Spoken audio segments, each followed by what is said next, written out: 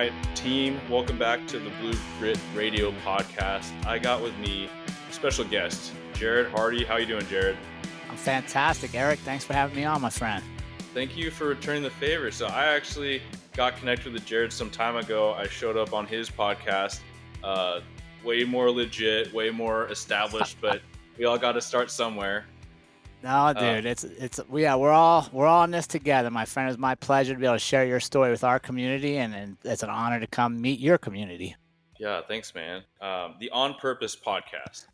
The On Purpose podcast, my friend. It's all about living life with purpose, and we've been going almost 5 years now, every Thursday releasing episodes, and it's just all about finding a little more in life, not settling for status quo or what's right in front of you, but really digging deep and finding out what your passions are. If I could really say, what it's really about is telling adults it's okay to dream again, right? You could be a kid and dream, and if there's something you're dreaming about, let's go do it. Yeah, I love that because so much of, I'm a parent of a young daughter, right? She's 4 right now. I feel like we so intentionally and unintentionally start teaching and forcing some form of conformity, right? And I'm not super free spirited, but I'm also trying really hard to not be like a traditional parent in the way that I experienced it. And that's not anything towards my mom. I come from a traditional Asian American upbringing. It's just to say, like, let's not even think about what we see in front of us. They say pretty commonly with kids today, like, don't ask kids what they want to be when they grow up because those jobs might be extremely different. I mean, we see that every 5 years now. So not to go on too much of a thing, but yeah, you see the vivid imagination of kids and how quickly that goes away, especially if it's not being nurtured. Well, here's something I'll throw at you, Eric, and here's a challenge for parents out there is lead by example. You want your kids to try stuff, you do stuff. Yeah. Right? Like here's one of the things is, if you're going to tell your kid, hey, take a risk, go try something new. It's okay to fail. If you fall down, get back up. But you play life safe. You're modeling playing life safe. 100%. Right? So again, let's take it on. Like, I want to be a great parent. So how do I be a great parent? Well, I'm a great parent when I'm learning. I'm a great parent when I'm curious. Same stuff I want my kids to do. And I think that's one of the things that we got to get back to is, there's only so much you can tell kids to do. They want to see you do it, right? And we grow when we do stuff. And then the other thing I would say, man, is I don't ever ask kids, because I've coached a lot of teenagers, a lot of high school, college level athletes. My own kids are all grown and out of the house. And I never ask them, what are you going to do? Because you're right, what they're going to do could change, right? It might not be possible. More importantly to me is, who are you? Who do you want to be? Yeah. Right? If we ask kids, who do they want to be? Or more importantly, when I meet you, and I meet you, Eric, at a barbecue, and we get to talking and we're having a good time, like, why do I ask, what do you do for a living? Like, what does that matter? Yeah. But we gauge on it, right? Versus, man, Eric, who are you? Tell me about you. Yeah, I feel like it's also just part of that conformity, right? We ask that because it's a normal thing to ask. We don't ask, what's something exciting going on in your life right now, right? We barely ask that with our friends, much less a total stranger at a barbecue, right? But how much more dynamic of a conversation might that be? Especially when most people answer in a way that they assume that their answer is going to be boring, right? No, I just work with computers, or I just work for Microsoft. A lot of that might be really interesting, but people already have this semi-defense mechanism, I'm sure they don't really care. Let's just move past it. Yeah. It's almost like that, you ask how someone's doing and they want to say, I'm fine, and move past it. Yeah. Well, yeah, you're 100%. I think we're jostling, right? We're jostling to see who has the better career, who has the bigger house, right? And that's what I want to get away from, is like, let's enjoy people for people, right? Here's one of the examples I give, Eric. You're in motion all the time. I'm in motion on it all the time. Earth is in motion all the time. The fact that we intersected on Instagram, when you saw something, I saw something, we connected, that's not an accident, right? That means we're supposed to learn from each other. One of us is supposed to teach, one's supposed to learn. Maybe we're both supposed to teach. We're supposed to share something, or we would not have met.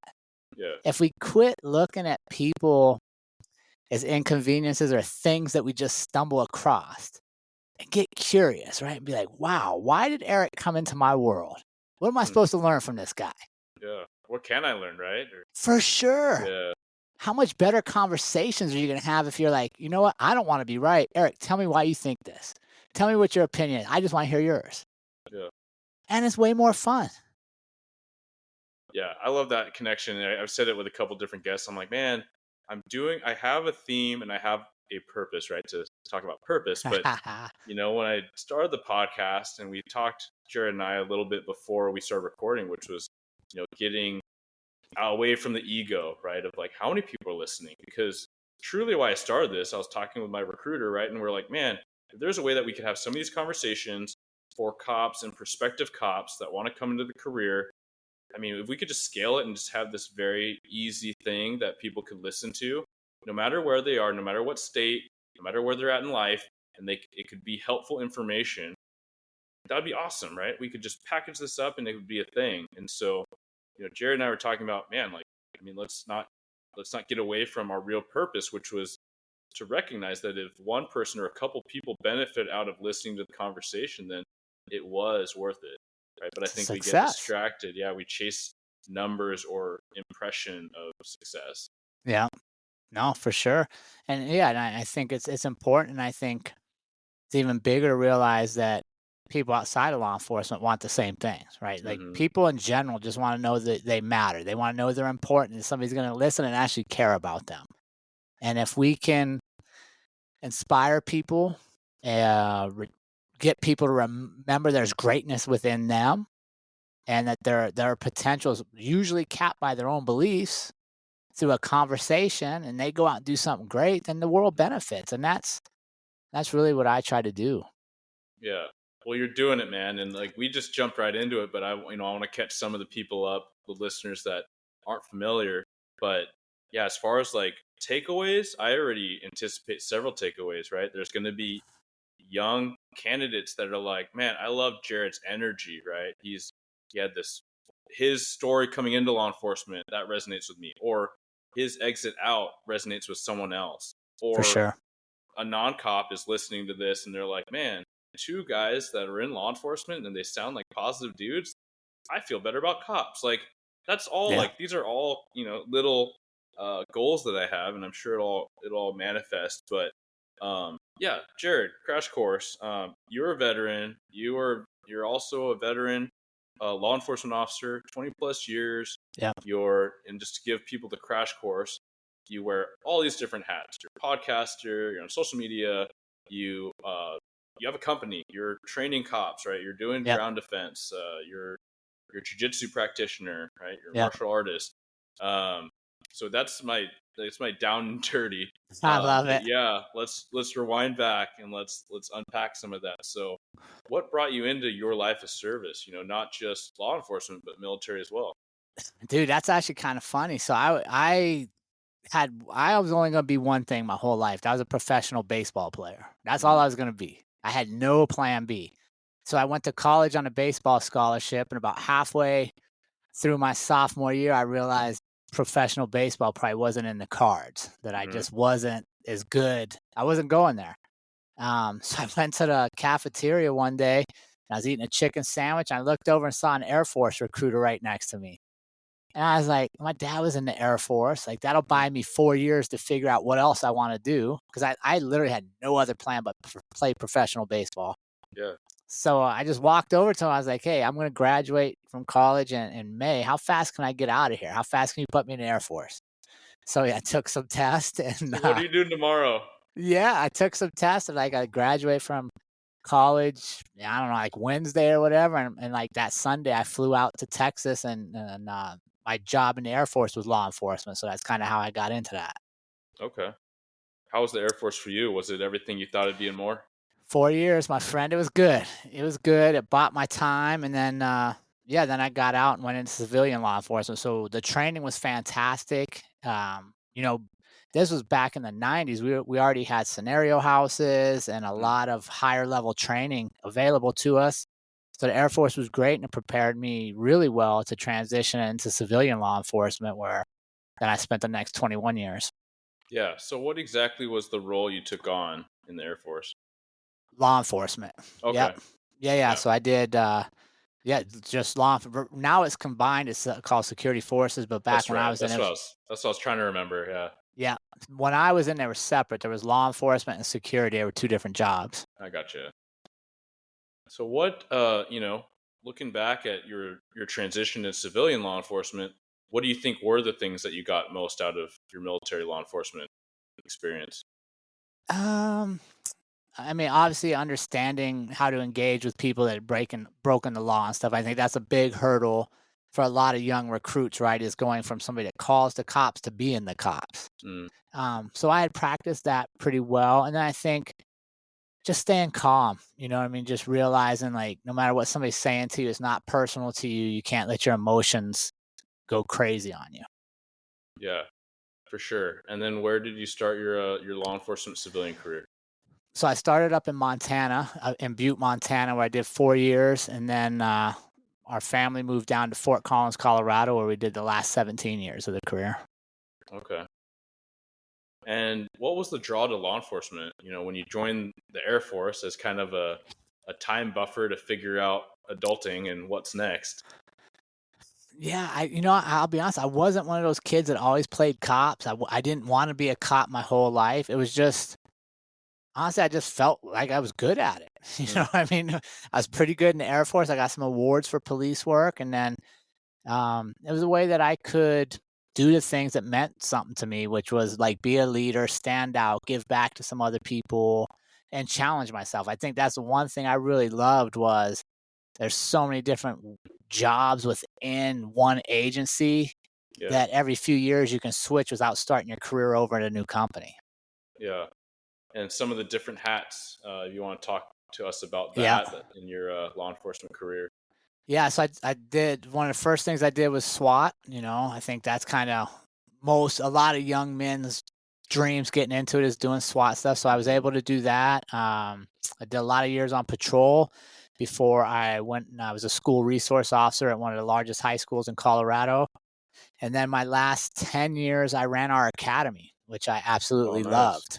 And that's kind of where a lot of the coaching mindset and philosophies of taking the coaching I was getting in outside sports, wrestling and mixed martial arts and jiu-jitsu, and questioning how come we're not coaching cops like this? Why are cops getting so many skills, but Mm, they're not getting belief and then belief in their mind, they're not getting belief in their heart. And that was really where the whole business took off in 2015 is bringing coaching law enforcement officers like athletes to create winning results like I would as a fighter or a wrestler. yeah, I love that. I think that's a huge, huge thing that we need to focus on as a profession. Right, we're coming out of the toughest years of attrition and losing people, fewest applicants historically, right? Highest distrust in the police. I feel like we're climbing out of that. Some of the stats would suggest that we're still sitting there or even declining in some ways. But at least at my home agency, we've turned it around a lot, right? We've been able to bring in a lot of really high value people with high conviction. I'm super excited. But now I'm seeing all across the nation is like conversations of training, right? A lot of it is trying to get these people out on the street. But what do we think about when we think about training, and how you and I were trained is probably not how what you're talking about as far as coaching and taking a lot of that athletic background, some of your lessons learned from being a student athlete to performance, right? For sure. Yeah, I mean, and that's what I would question people is, okay, if we're training today, what's the goal of training? Tell me what the goal is. Is it that I sit in class and listen for 8 hours and I sign an attendance sheet and you check off that you shared information and I heard it, but Hmm. there's no follow up?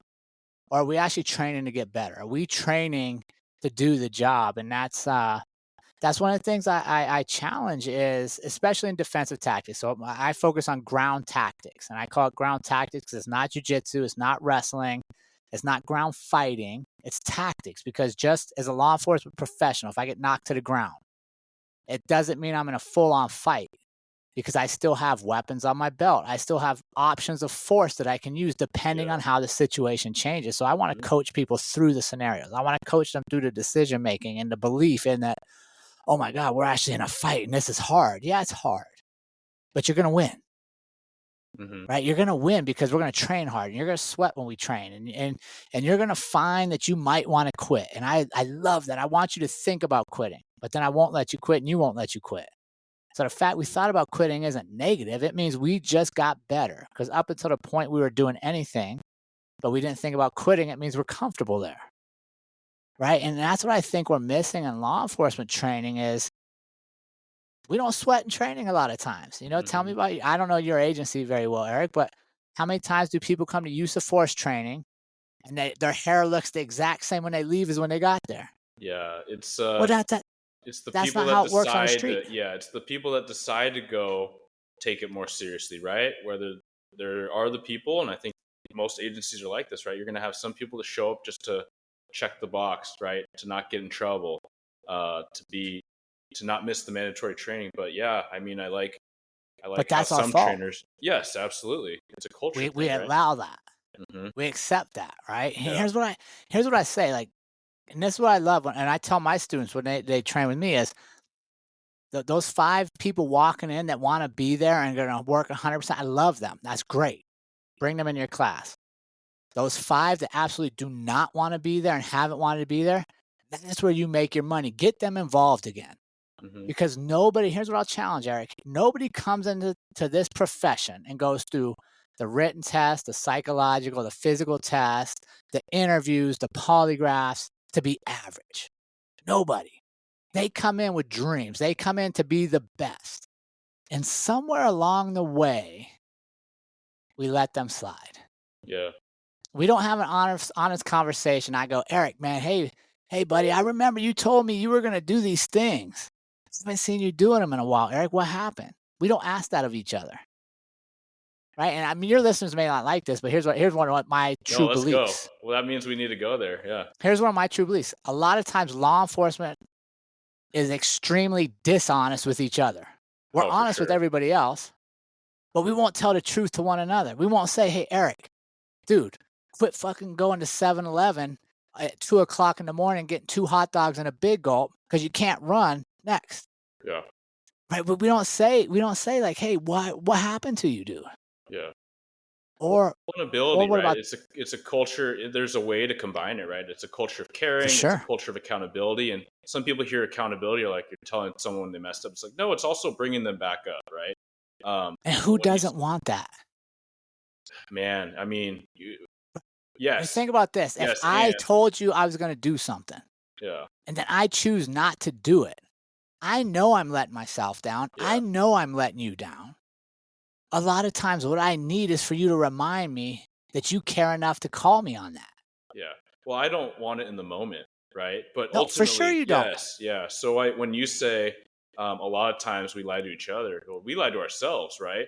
For sure. How It many starts with times? that. Yeah, how many times I've been in some sort of defensive tactics training, and someone gets frustrated because they feel embarrassed, they feel ashamed.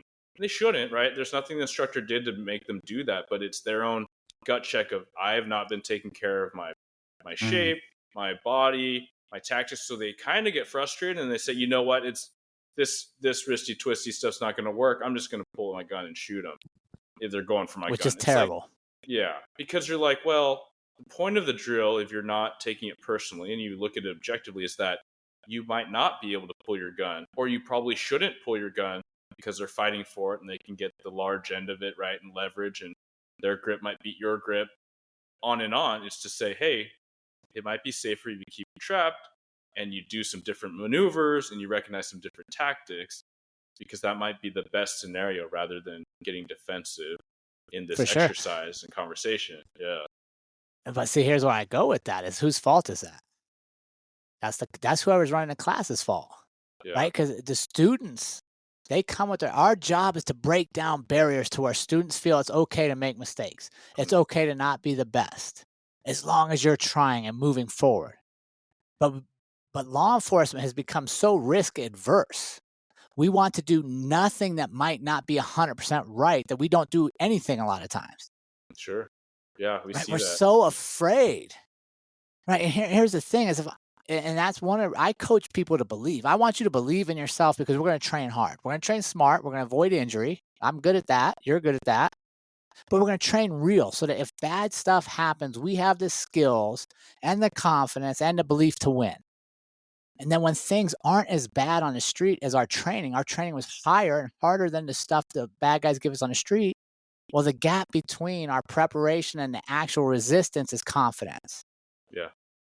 Right. But now on the flip side, if the bad guy's resistance is way up here, let's say 110, and our training only pushes us to 80, well, the 30 in between, that's panic. Hmm. That's indecision.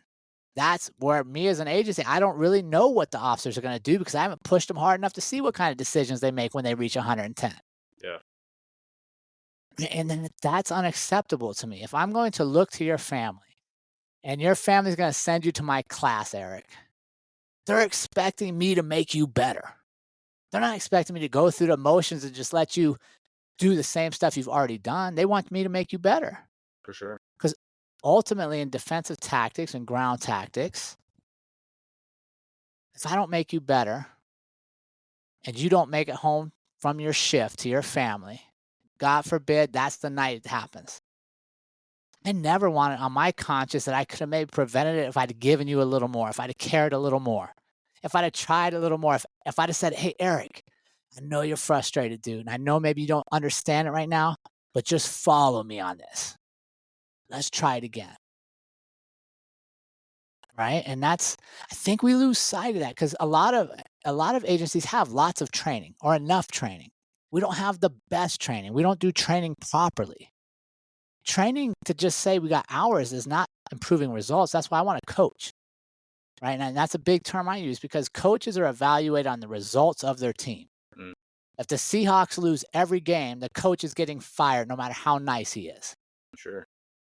What if we take that same approach to law enforcement training? If I train your class and 3 of you go out and make stupid decisions that ruin the reputation of the agency, tarnish our bad, hurt our community, I should get fired as a coach. I'm responsible. On the flip side, if I train you and the 3 of you go out and make great decisions and you use less force than legally justified because you're skilled, Hmm. and we don't have to shoot people all the time, and we don't just think that's the only option, and we go home to our families without the stress of all that comes with that level of use of force, well, now I'm coaching properly. Now we're getting winning results. Officers are safer, community's safer, using lesser force than legally justified. You get to go home and enjoy your weekend with your family, not stress over, oh my God, what's going to happen next? That's what I want. I want us to coach officers to create results that win. Yeah, I think that coaching and like you've done a great job explaining and really illustrating that is, we come out of a culture that, I a saying that I've had is, we don't want field training officers, or we want field training officers, not field evaluating officers, right? I think we have a culture that knows how to red pen people, whether it's from the academy, historic traditional academy. It's hey, let's burn them, let's ride them, let's tear them down, but not so much the building back up, right? We find Yeah. that point of overload, but it's very nuanced, right? A good coach, a good trainer, a good mentor is going to find that discomfort and kind of back off a little bit, right? So you can have them find that resilience and build up more and more, right? That's where the skill and proficiency comes from, whether it's mindset or practical tactical skill. But too often we just have the overload where it's, oh, they can't do it. All right, next. Like find me someone that can, but we can't afford to do that. Was it the right thing to do? Hmm. Right? Let me ask that. Is it the right thing to do? Yeah. What does it Yeah, and here's what I'm accomplish? going to tell you. Not everybody can be police officers. That's just an absolute fact. And an Yeah. FTO program, so I did a lot of FTO, so we can stay on that for a minute. Hmm. An FTO program should have a failure rate, right? Because if everybody passes FTO, then you're probably not evaluating enough, right? Absolutely. Yeah. But if nobody passes, then you're evaluating way too much. So we got to find that middle ground, Yeah. right? So how do we get there? How do we get to the middle ground? Well, a lot of that is getting beyond the physical skills, right? Because they wouldn't made it to FTO if they didn't have some book knowledge and the skills to get out of academy. Hmm. So a lot of times when we see people struggling in FTO, what is it? They showed the skills, they passed the written test, they have the knowledge, they have the physical skills, But what we don't know is what's going on in their heart. We don't know what's going on in their mind. Yeah. So one of my favorite questions to ask anybody that's having a performance issue, whether it's in business, if I coach them, or on the mat or in field training, is I'm gonna ask you this simply, Eric. I'm gonna say, Eric, we're struggling on whatever it is. Tell me what you're afraid of. Mm, What are you afraid of? Right. And if we ask them what they're afraid of, then we get to the root issues versus just giving them more reps of a skill when fear is inhibiting performance. Fear is the number one performance inhibitor in the world. Law for sure. enforcement, sports, it's been that way forever, but we don't talk about it. I'll say, Eric, what? Eric, dude, I seen you pass the firearms information test, the written test. You can recite all the firearms rules. I've seen you practice on the range. You're good, but as soon as I say qual Yeah. and put you on the clock, you can't shoot. Yeah. Eric, tell me what you're afraid of. Then all of a sudden you tell me, well, my first FTO said they had to do remedial quals like the first 3 times and they were almost getting fired because you only get so many tries. And boy, man, I'm scared to get fired. I got a wife and kids and stuff that they're counting on this job. I can't get fired. Right? He's bringing that fear, but it's behind the scenes. But if we don't ask people what they're afraid of, especially when we're trying to get performance out of them, well, then as a coach, you're kind of guessing. And I want to take the guesswork out of getting your performance to be the best. I want to be honest with you. Right? And Yeah. so cops will say, well, nobody's going to tell you what they're afraid of. I go, I disagree. So if I have that same conversation with Eric and you're not shooting well, and I go through and I'm like, dude, what are you afraid of? You're like, nothing. I go, well, here's what I'm afraid of, Eric. Dude, man, when I was a young cop, I was afraid because maybe that story's the same for me. My FTO told me about fucking not passing quals and almost getting fired. And you get like 3 times, and then they put you on remedial training. It goes to your training file, and then your training file follows you for your whole career. And you put in for SWAT, but they saw you didn't pass quals the first 2 times. You can't do SWAT the rest, and that's what I've always wanted to do. Right? I got this fear making up the story behind the scenes that you would never know unless you ask me. But if I want to know your fear and your resistance, I'll share mine. Yeah. So that was my next question is like, what have you found? It sounds like by modeling, right? We're talking about modeling behavior, right? If we want people to take note and want them to support a certain action, then we can demonstrate that, right? We can Yep, model some vulnerability. We can model some transparency, some humility. And then you're setting up a culture it's okay to feel uncomfortable. It's actually great to feel uncomfortable because that's where learning and growth occurs, right? for sure. We got to get, especially in field training. If I'm the trainee and you want me to step out and do things I've never done before and take risks I've never done before, knowing I'm being evaluated, there has to be some reassurance it's going to be fair. There has to be some reassurance that I'm not just going to fall flat on my face. Right? I have to know that Eric trusts me and I trust him as my trainer, that he's going to let me progress and learn, but not let me embarrass Hmm. myself. Yeah. Yeah. And it makes me think about are you familiar with Radical Candor, Kim Scott, that book? No, not off the top of Uh, my head. it's essentially it's a leadership and managerial theme, but essentially she's saying that you can have the best results and growth when you can demonstrate that you care deeply for your people, and by doing so you can challenge them directly, right? You can For offer sure. critique when people know you care. And so there's a whole 100%. quadrant, right? But if people feel like you don't care and you're delivering critique, then you're just a jerk and they push it off, right? Yep. The opposite being you care so much and you don't want to hurt feelings, right? So you don't offer any critique, and then nothing happens, like no growth. But I think that I love that model, especially for FTO, right? You're with a student all day, and you can build that relationship, and then they know because you're sharing, because you're invested in them, they feel like you care. Then you can offer all the critique, right? And they know it's for their benefit. I've heard an FTO, a prior FTO that I don't even think is with the job anymore, but he said that he was purposeful in not building a relationship because then it made it hard to remove them if they weren't doing well. And then you're I shaking would your head, but completely disagree. Yeah, I think I it's had to fire people, yeah. right? Like I had to recommend people not move on because they can't do the job. Hmm. But you should never not be able to make it because I put limits on you. Yeah, and my thought, and I saw you shaking your head, not agreeing with it, and I'm there For too, sure. right? I think that if you build the relationship, yeah, it's uncomfortable emotionally, but it's because you care. But because you have that care in a relationship, you will help them become the officer they are meant to be, or you're going to help them appropriately leave the profession, which is For okay sure. too, right? Just like we 100%. started, this job is not for everyone, and Nope. that's okay. No job is for everyone.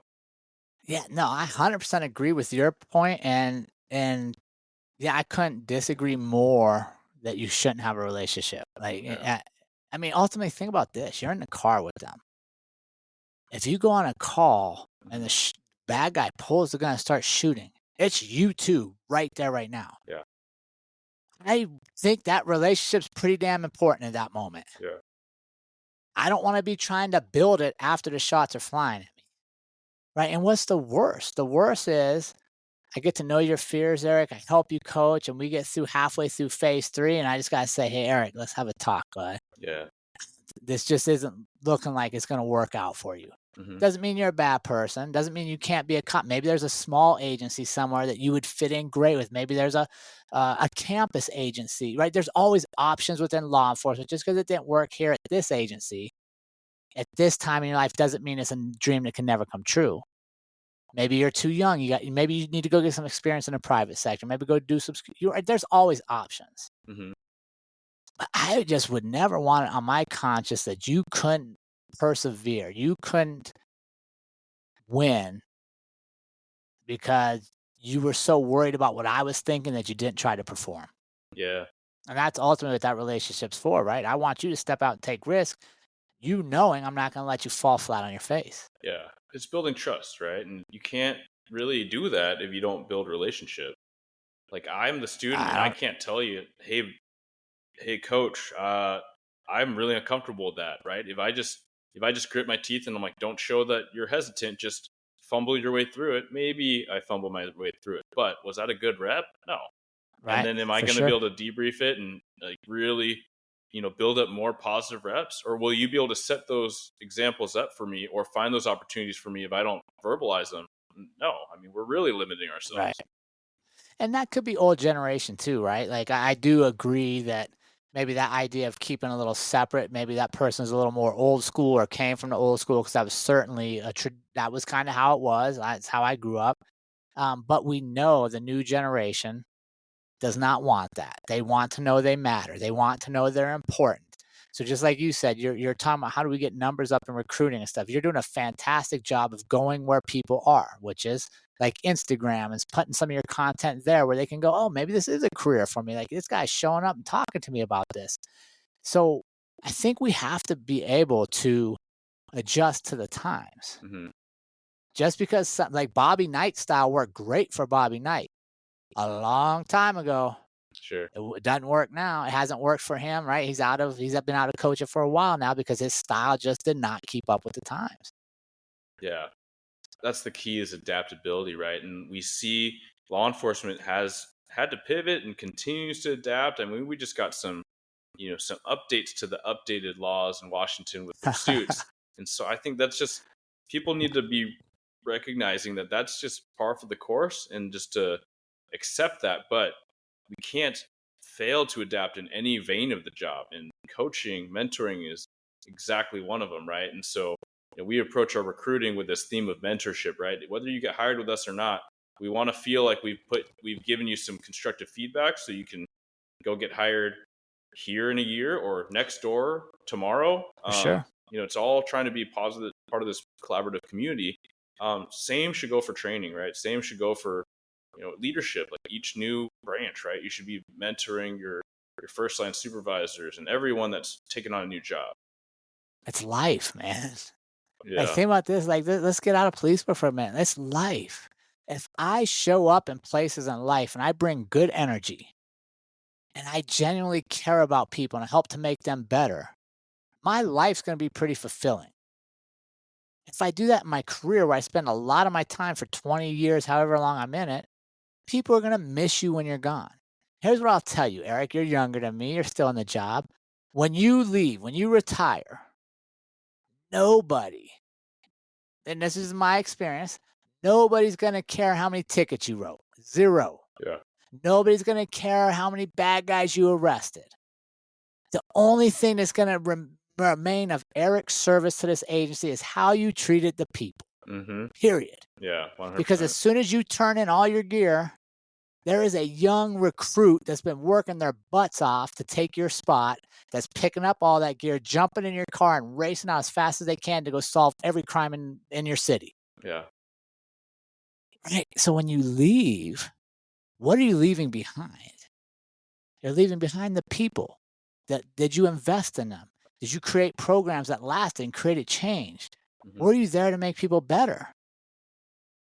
And to me, that's one of the biggest things I'm proud of is when I walked away at 21 years, I retired, but I'm in Colorado. Our agency had 401k, so that money is invested for my future self. So I left, leaving a lot of money on the table, Mm-hmm.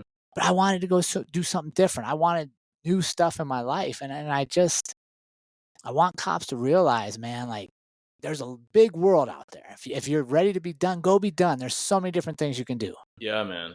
Yeah. But you gotta care, man, and you gotta when you leave, you should be leaving that place in better shape than when you walked in the door, and it's not based on a lot of the data metrics that we focus on throughout our career. It's really just about the people. Yeah, and I want to rewind and focus on some of what you just said. Is I think about I'm mid career if I stick with it for a full career, right? So I think about this a lot, but I noticed that through my whole career, even as a young officer, there were faces that stuck out to me, and there was the retiring, right? Those leaving the doors, how did they leave? Regardless Mm. of rank, right? Did they have a smile on their face through the last few months? Not just when they announced, but just how they did the job. Were they more like, yeah, I could keep doing this job if it made sense, if I was younger, if I didn't have my savings, like if I would keep doing it, right? You hear some of those people say that where they're only retiring because it doesn't make sense to keep working. Like it makes sense for them to retire, pull that pension, and go do something else. And maybe their family's nagging at them, cool, right? But they left on great terms, and they got a big old smile on their face. But then you see the people that should have retired for years, and it's sad to see those people stick around, right? And I think that even with all the attrition that we've seen in years, like although I'm like the recruiting guy and I'm trying to get more people into law enforcement if it's right for them, I'm just as easily saying, hey, it's not for everyone. And, maybe we should socialize 5 years, 10 years, 15-year careers more often, right? So people don't feel stuck.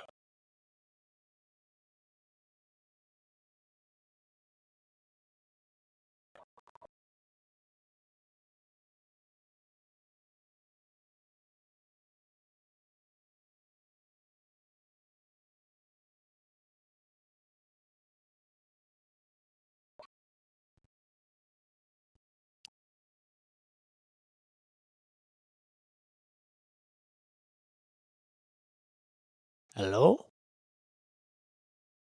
I'm all by myself. I am all by myself, Eric. Throws up on me.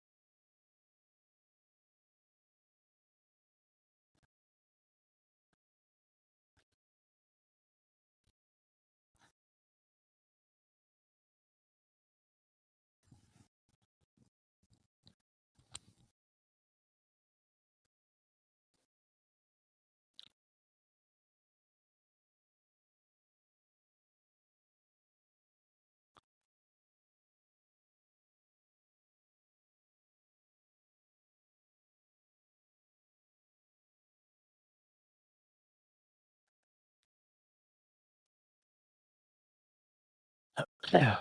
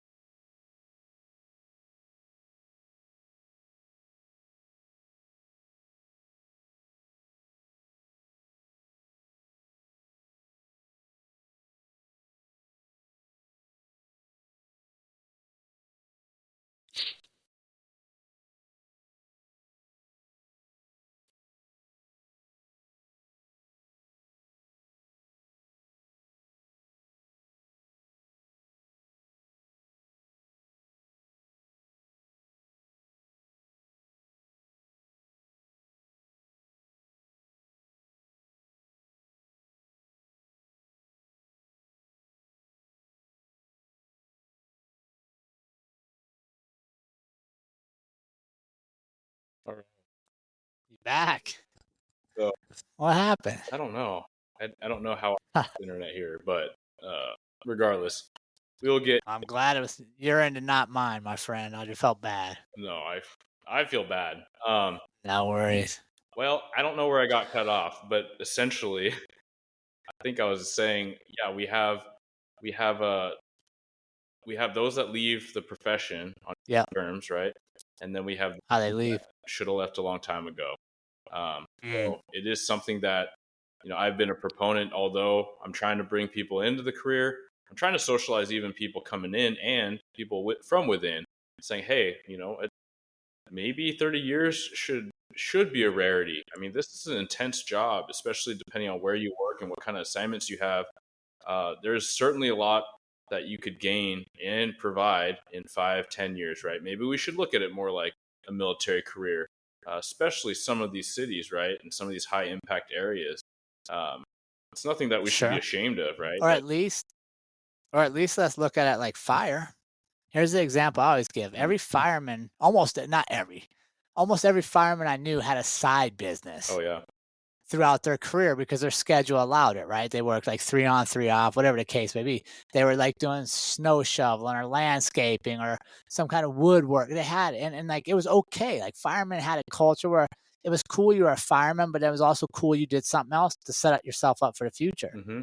But in law enforcement, we almost look down upon Yeah. somebody Yeah. that isn't 100% working, my 4 10s plus a couple hours of overtime each week because I'm working my time, but then I'm also investing in coaching this kids group, or I'm creating this business so that I can leave when I want to leave. Because the reality is, and it's been this way as far as I've been studying it for my career, is you hit like 30 years in law enforcement, your life expectancy is 7 years less than the average American, right? So why would I want to work 30 years to die 7 years earlier than my neighbors? Hmm.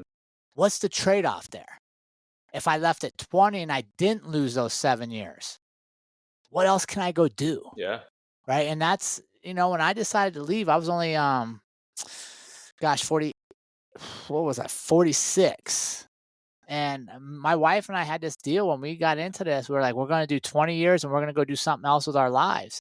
because I had seen, like you, people that stuck around forever, and just what's the quality of life when they leave? Like, I wanted to be able to go do stuff and feel things and learn new stuff and try new things, and there's always something else out there, Yeah. right? We don't have to, like, you're not just a cop forever unless you choose to be. Like, you always have options if you see it that way. Yeah, for sure. I had this blog post and I called it the backup career, right? We talk about having secondary flashlights, right? A backup gun, when you're working patrol in case you have a malfunction, right? And Mhm. all these things, but we don't frequently talk about backup careers. And so that was something I put on my guys when I had a young patrol crew. I was like, "Hey, think about your backup plans," right? And not just because of the climate of today, but because this job is and always has been one where you don't get to choose how long you do it necessarily, right? For some. And that Yeah. might be something happens to you on duty or off duty, mentally or physically. And just to say, like, hey, you have other interests, you have other passions. And if you don't quickly, then start finding some, right? Because that's just going to be what you need for longevity in general. And when I hear cops are like, "Oh man, this is all I'm good at. This is all I know what to do." I always challenge them with this. I'm like, "Okay, let's look at the top movies for the last year. Guaranteed there's some crime dramas in the top few movies. What are the top TV shows? Guaranteed there's some crime dramas in the top." Like, people are infatuated with law enforcement. They watch it. They might want to argue that they don't believe in it, whatever, blah blah. They're watching it. So here's my challenge: what is it you love about the career, and how can you monetize it in the outside world? I love coaching. I loved coaching young recruits. I also love jujitsu and MMA and tactics. So the natural thing for me is, okay, when I leave, let's coach young recruits all around the country that I can't get my hands on in my one agency. But if I create my own business and bring my model to them, I can coach everywhere. Now I can meet cops all around the country and impact agencies that I've never worked at through coaching. It's the same. Like, if you love accident reconstruction and you're one of them guys that loves putting together yaw marks and skid marks and the factors and all this math, well, guess who pays great money for that service? Yeah. Insurance Yeah. companies, Big money. because they don't want to settle the claim. They want somebody else to pay the claim. They'll pay you really good to make sure it's somebody else's fault, right?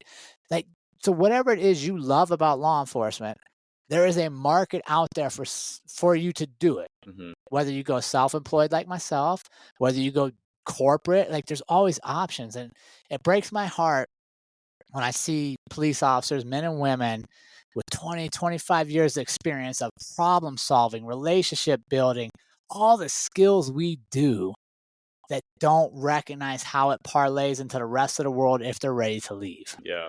Yeah. You hear that too often, right? And then so often the feeling of being stuck contributes more to the toxicity and them even needing to go more, right? It's almost the For the sure. the illusion that they can't leave makes it more that they should leave. But Yeah, yeah, too often you're right. Like this job, you can learn so many things. But yeah, if you're not ready to leave right now into a specific job, then think about what it would take to do that, right? Maybe you do take some classes. Maybe you do pick up a side job, like a part-time job. And you look at it like, I mean, you can't look at it like what you're making on overtime. You have to look at it like an apprenticeship and like an for investment in sure. time.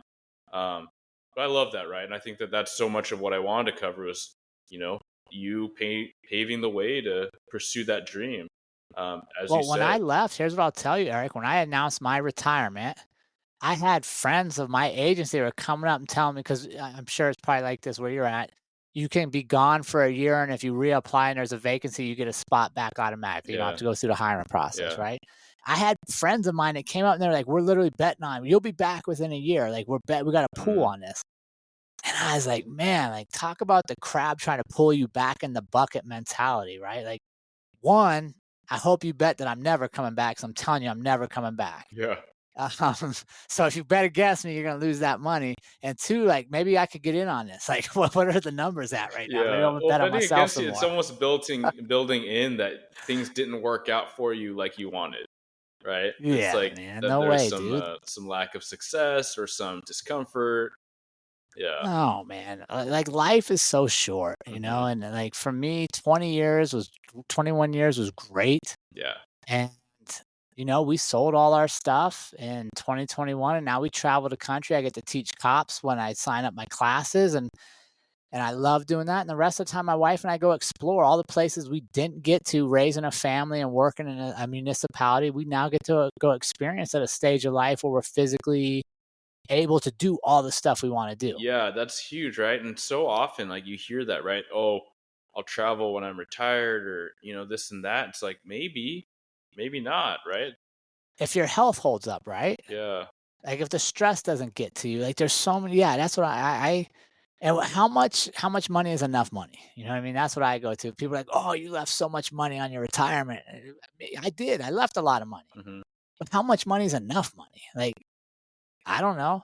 But I wouldn't trade having a ton of money for dying sooner. Like I'd rather have less money and live and figure out how to make more money. But you also have this positive outlook that can't really be, you know, it can't be measured. It can't be quantified because who knows? Like this job can be so corrosive, and this, yeah, I probably don't sound like a recruiter, but I also give real talk. Like I've No, that's from true. as long as I've been in law enforcement, whenever I found out that someone wanted to do this job, I was generally saying, "Are you sure? Let's talk about it." We'd sit down for 30 minutes, an hour, get Yeah. coffee, and I talk about all the stuff, right? The stuff that Yeah. I experienced, the stuff that some of my buddies experienced, the stuff that's pretty anecdotal but very widespread. And then when they still are intrigued, I'm like, okay, cool. Now let's keep talking, and I'll tell you Yeah. exactly how to get in and what to do. But it is the good with the bad. But yeah, For so for sure. so many people, it's not going to serve them, especially if they are overcome with that negativity, and you are what you surround yourself with. So Man, life's short. mhm, That's what I go back to, Eric. Life is short. And do I want to spend all my days miserable? Do I want to spend my days looking at Eric trying to figure out what's wrong with you to make myself feel better? Or do I want to be curious, right? Why do kids have such joy in the world, right? Because they're curious. Everywhere they go, there's new stuff to look at. Like they don't have a monopoly on this. As adults, we can bring curiosity back to our life. We can live a curious life if we choose. And mhm, that's my whole point is a lot of our limits are mental, right? They're just belief systems. yeah. Whether you told me I wasn't good at something, so then I believe now I'm not good at it and I never try again, whether I tell myself I'm not good at something, so I don't try to begin with. Let's challenge that. Right? Like if we don't know about tomorrow, which neither of us do, what do we want to be doing today? I want to have this conversation. I think this will be super fun. If I don't make it till tomorrow, I will not regret today. I Right, appreciate but that. how many times do how many times do we take ownership of this versus being like, "Oh, I'll get to it tomorrow. Yeah. I'll get to the stuff I enjoy tomorrow." Then eventually you run out of tomorrows. Yeah. Let me ask you, so was it scary when you were deciding, with your wife, like, yeah, 20 years, or it sounds like it Yeah. was it was planned for a little bit, right? Oh man, we had been, yeah, since 2015. We kind of planned on the retirement in 2018. I didn't know we were going to sell all our stuff and travel on an Airstream. That was my wife's surprise for me in like Uh, 2020. But yeah, that was no, the it was time to do scary it. for sure because it was perfect. Yeah. You're giving up guaranteed every other Friday you get paid, Yeah. the benefits, but we just went back to what is extra money worth for us? Like we had our kids young, they were all moving out of the house. Yeah. They didn't want to stay in the house. So what are we gonna do? We're gonna just keep living the same life, living in the same house for the weeks that the kids come home and visit?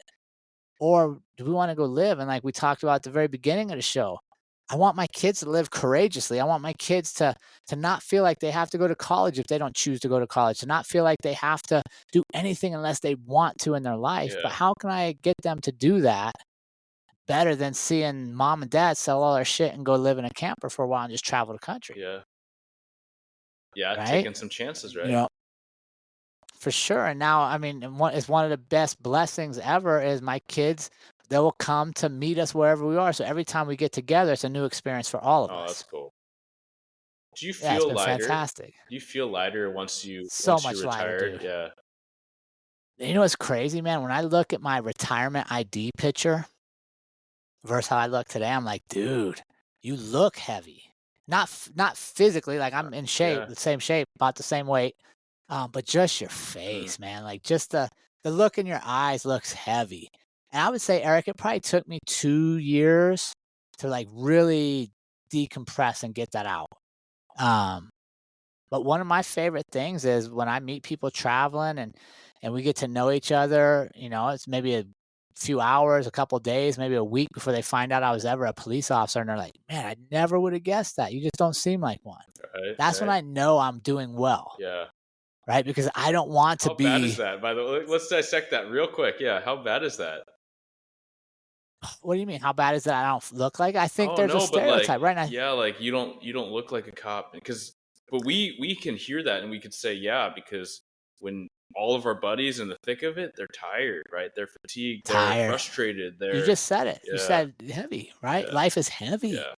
You're dealing with problems all day, every day, and they're not even yours. Like you have your own problems, then you have everybody else's problems. Mhm. Um, so I just think I don't think it's good or bad that people say that. What I do think is it's a good reminder to check in with ourselves and to give ourselves break away from the profession, right? Like very few professions ask as much of you as law enforcement does, but then there's also this other badge of I'm going to retire and I have 420 hours of vacation. Well, no, dude, you were supposed to take that time off. You'd have been better Yeah, if you had taken time off and traveled and took that break. So I think some of it's a culture shift too of let's make sure when we get to lead people that I say, Eric, you have a month's vacation. Please take your vacation. Not Eric, hey, I can't have you on vacation. I need another week, another week. Hey, boss. Oh, now all of a sudden, oh, Eric, you have to use or lose this many hours. So now you're taking a random Tuesday in the month of December. That's not a vacation for your kids. yeah. That's not you getting away from the job and like letting all the shit go and just enjoying being for a while. And I think that's what I get to do that I really I would love to share with people is make time to just be. Mhm. If you want to learn an instrument, learn an instrument. You want to just go sit and stare at the trees, go sit and stare at the trees. You like to run, run. But make sure you got time in your life to do the stuff that fulfills your heart because you're going to be a much better police officer or just a citizen in general if you actually take care of yourself and fulfill what makes you happy. Yeah, for sure. And I like to describe them as non-negotiables. And yeah, sometimes you do pull a 15-hour shift and maybe the next day you're doing it all over again. But you got to be accountable to yourself. You got to ask those around you, maybe your partner, maybe your best friend to say, "Hey, keep me accountable. When I said I was going to go do that Yeah. hike on Sunday, and maybe you don't go for quite as long if you're that gassed, but no, you need to get out in the woods because you know that's restorative to you. Like everyone has their thing, and just because you're Yeah. busy isn't an excuse. If anything, you gotta do it even more so for that self care. Yeah. And what about this, Eric? What if we create a culture where it's not up to the line level officer to look out for themselves, but the supervisors actually Yeah, go, man. hey, wait a second. I noticed Eric just did 15 hours the other night. We're a little slow tonight. It's going into our weekend. I'm going to kick him loose halfway through the shift and let him start his weekend. What if we do that? What if we say, hey, Eric, flex out some time coming a little bit late tonight, right? What if we create a culture where it's less about data and more about the people? That I would argue would help with some of our recruiting issues. It would help Sure. with some of our retention issues. I'll go one more. It'll help with your PR issues, your public image, and your trust issues because you're not going to have the disgruntled, tired, frustrated cops, right? They're going to be they're rested, right? So they're going to show up with more patience. They're going to show up with better empathy. Um, I love this, man, because we hear more and more police agencies talking about and police leaders talking about wellness. Wellness. What does that mean, right? Is it just putting in a gym? Is it having provided mental health visits? It's like, well, only if people use it and only if people are adopting it as part of their culture. And so, Right. I actually wrote an article about it. I hope Police One puts it out, but it's being reviewed right now. But it's essentially suggesting Nice. the fact that, hey, if you are an agency or a police leader that's talking about wellness, then you gotta prove it. And one of the ways you do that, right, is you hold your leaders accountable to support wellness. So if you really care about wellness, then it should be something that it's a metric, maybe a discussion point and an evaluation point for your people, right? Your leaders. So just like you might say, hey, how are you challenging your people to grow professionally? Hey, how are you impacting some of these crime stats? Hey, how are you supporting wellness? Right? What does that look Right. like? So what would the metrics be on that? How would you know you have a well agency? That's tough, right? But you Well, should here's be able what to first say comes to my something. mind. Here's what first comes to my mind. Do people use their paid time off? I would argue I would have a well organization if you earn 30 hours or 30 days of vacation a year and you use it every year to take your family somewhere to go travel. If you Yeah. go see whatever, if you go get out of the agency for a whole month, maybe it's 2 weeks here, 2 weeks there. I would say that is a first tangible sign of how well our organization is doing because it means I'm staffing to a point you can go. Yeah. I'm not calling you in constantly. Yeah, that's my It thought, means you right? feel free. You feel free to leave. That I'm not just going to pile up your desk with work because there's nobody else that can do what you Mhm. do, right? I mean, I think sometimes we get so caught up and, well, we can't measure this, so it's not going to work, that we overlook the obvious. And a well organization, like, why do you have paid time off? It's a benefit to attract people to come in and say, look, dude, you get a month off every year. Yeah. But then as soon as you're in the door, 4 or 5 years in, we don't want you to take a vacation. "Ah, man, I really can't have you gone. Man, can you only do a week instead of 2 weeks?" "No, wait, man, it's my paid time off." Yeah. That's such a It's good a point, man. benefit. Yeah, that's such a good point, and I love that even when staffing really sucked. I mean, some of my agency leaders, they would say everything, "Hey, we'll run short. People need to take their time," right? But I knew so many cops that you could have 100 hours of leave. You're not taking it off, right? So it's as good as nothing because it Right. wasn't So acceptable, you're gonna get right? extra money when you retire. When Yeah. you go to leave, you're gonna get an extra check. But here's something I'll tell you, Eric.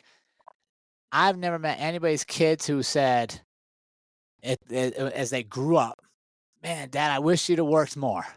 I wish you'd have came to less of my games. I wish you'd have worked more often. I Yeah. wish you'd have missed more of my birthdays." Hmm. No, your family wants you there. There's sometimes you can't. That's natural. But if we're choosing to go to work over creating family time, that's not a healthy organization. That's not a well organization. Yeah. And we should look at law enforcement like a business. If I'm running a business and I hire you, Eric, because of your smarts, man, and you're thinking outside the box. Well, I want to continue to provide you opportunities to think outside the box to continue to do the things that I hired you for. Part of that is taking care of yourself. Well, how do I do that? I give you paid time off. Now, if all of a sudden you're not using the very benefit I gave you to stay you, I should talk to you about that. Hmm. We should have an organization where I go, wait, how do I have over half my organization takes no vacation every year? Like, that's not good. What are they doing with all their Yeah. time? Like, and here's what I'd even argue. If you look at their productivity, I would bet they're not the top echelon of producers No. because they're at work all the Hmm. time. Yep. And a lot of people make it about that, right? When they're those really high overtime workers, they take time off, they go out of town, they can't work overtime, so they don't do that, right? And I've heard this narrative too, where they want to provide the life that that they weren't afforded when they were kids. And man, I grew up pretty middle class, but yeah, there were things that I probably wanted as a kid, that were really Sure. expensive. But really, like every kid wants their parents around more, right? Ultimately, like maybe you don't get to go I to think so. Disneyland every year, maybe you don't get the newest video game system every Christmas.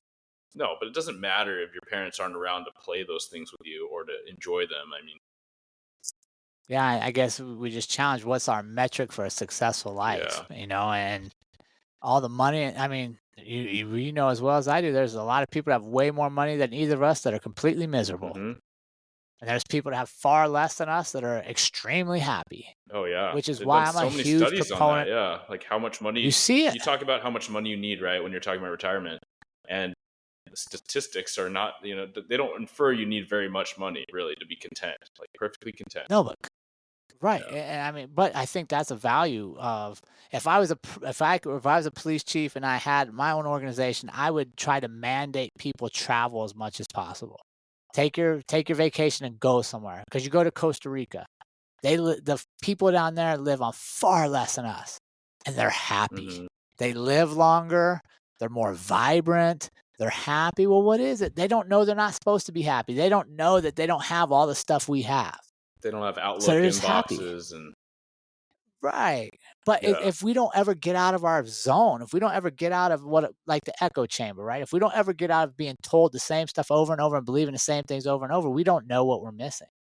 And a lot of times, unfortunately, we don't recognize it or realize it until it's too late in life. absolutely. You know, I did a podcast, a couple months ago now, and I was off this study from nurses, the top 5 things that they hear on people's deathbeds.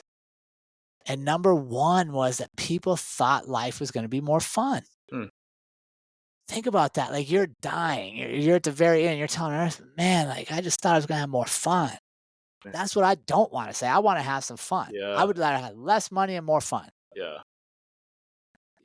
but we can get there, Eric. That's what I'm saying. Your show is one of the ways, right? We have conversations like to get people thinking like, wait a second, I don't have to just do this. I can go do other stuff if I choose. Because we always have options in life. It's just what are we willing to do? What risk are we willing to take? What bets are we willing to place? And I'm going to tell you the honestly, God, truth, Eric, I'm not very good at many things in life. Fact. But I am fantastic, like upper echelon of one thing. And that is believing in myself. it's carry you through to all these other things, right? It does, dude. My wife sometimes is like, Fake how it do we till pull you it off? make I'm it, like, I man. don't Yeah, really. You just believe, man. Just believe in yourself. And yeah, that's to me a nutshell in life. If you're not gonna believe in you, Eric, how can you expect me to believe in you? yeah, yeah. That's such a good Right. thing And for different listeners, right? That's really good for a brand new cop, right? Because if you act like you don't know what's going on, then how is the person that called 911 supposed to feel with you in front of them? But at the same for time, like, sure. yeah, believe it's going to be okay, right? Even if you don't have all the answers, if you're brand new or you're planning your exit, right? You're 12 years in, you're like, this is not serving me or my family. I've tried different things. It's just not for me. It'll be okay. You're sharp. You gotten this Yeah. far. But yeah, when you talked about when What's I the worst? What's the worst that happens? And it's what yeah when cops call me, right? Because a lot of them will call me and be like, "Man, I want to do what you're doing. I want to get out. You're young. You're doing things. How do you do it?" I'm like, "Just bet on yourself. Go." But what if it doesn't work?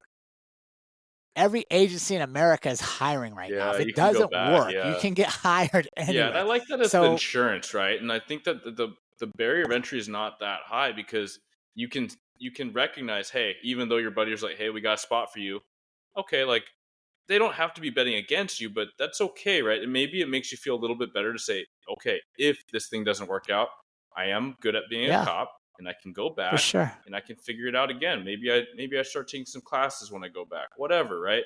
Right. But yeah, so many people I think about that did the full career when I see them after retirement, when they come to someone's promotion or they're at an event, I'm like, man, these people look a lot better than they did 3, even 4 or What 5 it years ago, right? Yeah, just getting that weight off you, lighter man. and yeah, healthier, vibrant. Yeah, it's a common thing for some people that left electively after 5, 10 years. Some people that I'm Yeah. close with, some people that left because other stuff came up. But yeah, that's a common trend. Like people miss it for the camaraderie and the impact, but they don't like miss it, which I think says a lot. No. So, um, Yeah, and I think that's a great way for people to realize like it's gonna be okay, right? That's why I do a lot of hashtags beyond the badge because I want people to see like it's okay to have that life after the badge. The badge is just what you do to provide. yeah, I was never a proponent of that's who I am. Right? Who I am, I was always a husband, a son, a father was way more important to me than what I did to make a living.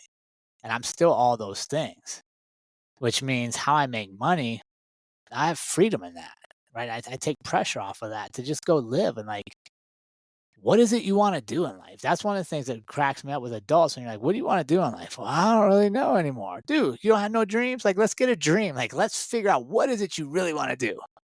Not what as a job. Like, what experience do you want to have? What thing do you want to learn? What do you want to go do? Then let's take some steps to go do it. yeah, I love that, man. Well, I think that's a perfect theme to kind of end on. So, what kind of things would you say to the audience?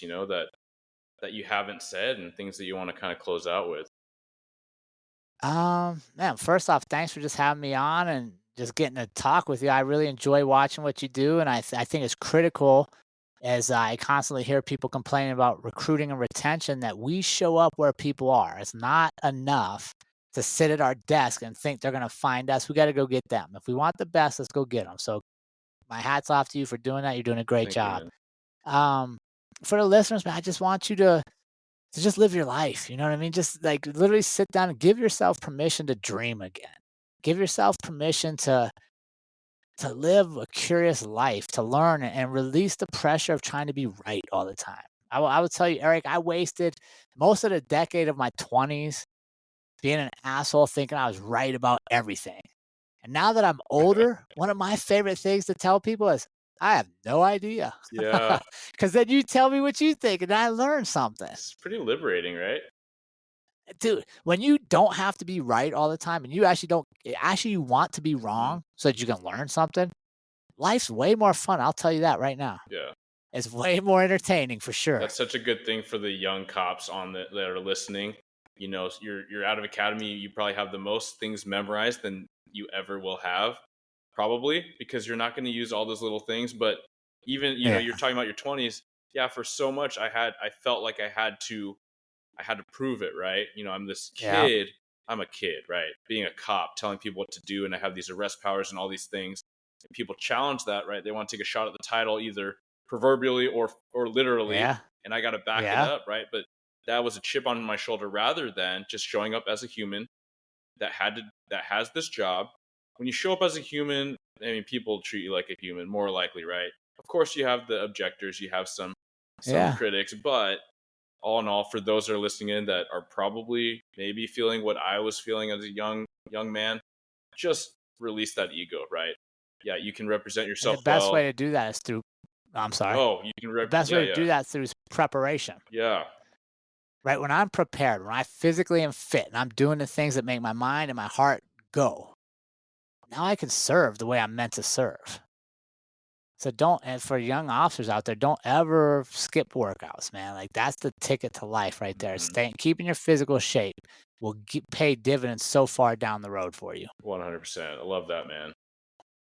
Well, thanks for having me on, Yeah, Eric. thanks so much, Jerrod Hardy, everyone, and thanks for listening. Again, share it out, tell your people, and we'll see you next time.